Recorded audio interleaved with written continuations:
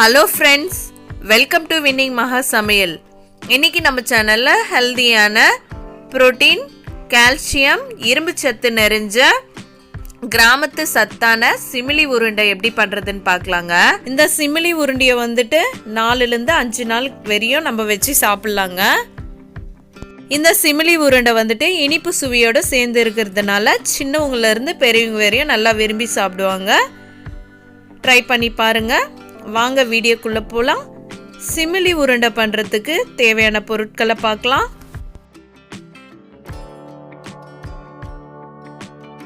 இந்த சின்ன கப்பில் 2 கப்பு கேழ்வரகு மாவு எடுத்து வச்சுருக்கேன்.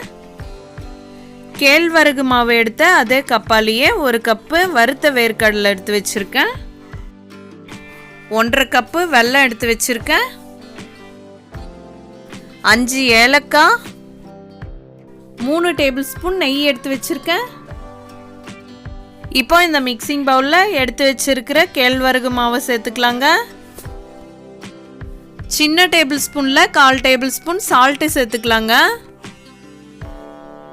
கேழ்வரகு மாவில் சால்ட்டு நல்லா மிக்ஸ் ஆகிற அளவுக்கு கலந்து விட்டுக்கலாங்க. இப்போ கொஞ்சம் கொஞ்சமாக தண்ணி சேர்த்து சப்பாத்தி மாவு பதத்துக்கு கேழ்வரகு மாவை கலந்துக்கலாங்க.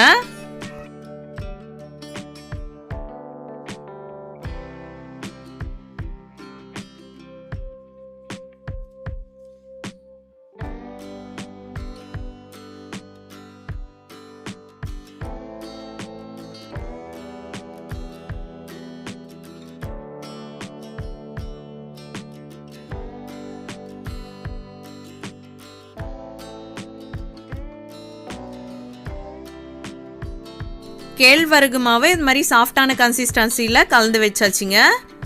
இப்போ அடை தட்டுறதுக்கு தேவையான சைஸில் மாவை இது மாதிரி ரவுண்ட் பண்ணிக்கலாங்க.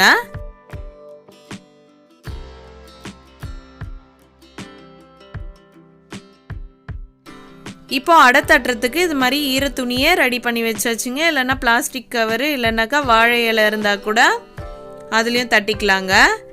இப்போ பாருங்கள், ரவுண்ட் பண்ணி வச்சுருந்த உருண்டையிலேருந்து ஒரு உருண்டையை எடுத்து இது மாதிரி அடை மாதிரி தட்டிக்கலாம்.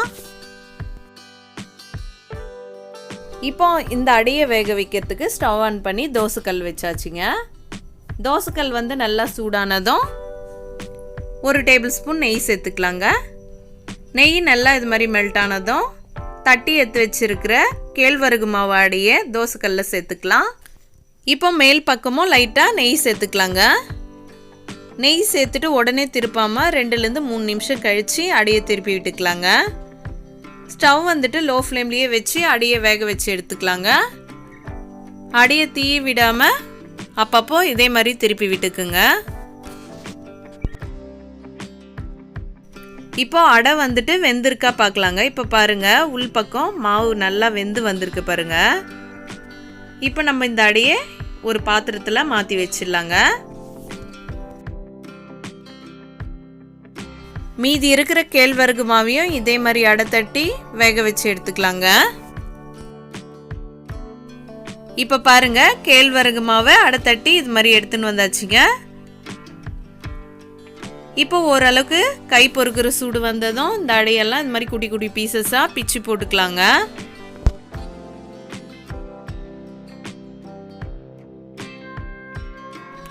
இப்போ இந்த கேழ்வரகு மாவு அடையும் நல்லா ஆறி வந்துச்சுங்க. இப்போ மிக்ஸி ஜாரில் சேர்த்துக்கலாங்க.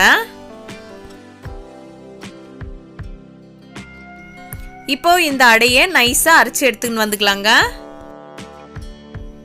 இப்போ பாருங்க, சிமிலி பண்ணுறதுக்கு இந்த அடையை இது மாதிரி நைஸாக அரைச்சி எடுத்துன்னு வந்தாச்சு பாருங்க.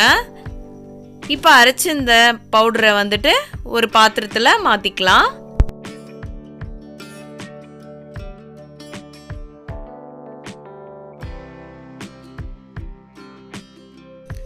இப்போ இதே மாதிரி மீதி இருக்கிற அடையும் அரைச்சி எடுத்துன்னு வந்துக்கலாங்க.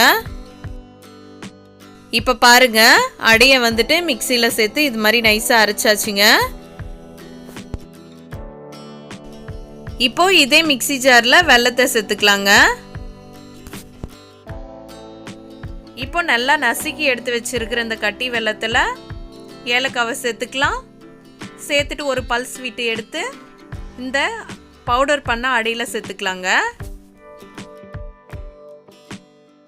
இப்போ இதை மிக்ஸி ஜார்லேயே வறுத்து வச்சிருக்கிற வேர்க்கடலையை சேர்த்துக்கலாங்க. இப்போ 1லேருந்து 2 பல்ஸ் விட்டு எடுத்துன்னு வந்துக்கலாம். இப்போ பாருங்கள், வேர்க்கடலையே ரொம்ப நைஸாகவும் இல்லாமல் ரொம்ப கொரகொரப்பாகவும் இல்லாமல் இது மாதிரி கன்சிஸ்டன்சியில் அரைச்சி எடுத்துன்னு வந்தாச்சுங்க. இப்போ இந்த வேர்க்கடலை பவுடரையும் இந்த மிக்சிங் பவுலில் சேர்த்துக்கலாம்.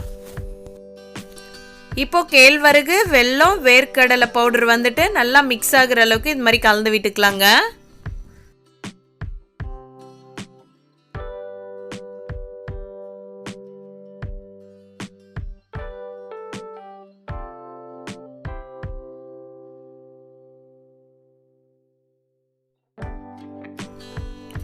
இப்போ இது மாதிரி நல்லா மிக்ஸ் பண்ணி விட்டாச்சுங்க. இப்போ வேர்க்கடலை, வெல்லம், கேழ்வரகு வந்துட்டு நல்லா மிக்ஸ் ஆகிருக்கு பாருங்க. இப்போ சிமிலி ரெடி ஆயிடுச்சுங்க. இந்த சிமிலியை வந்துட்டு நம்ம உருண்டை பிடிச்சிக்கலாம்.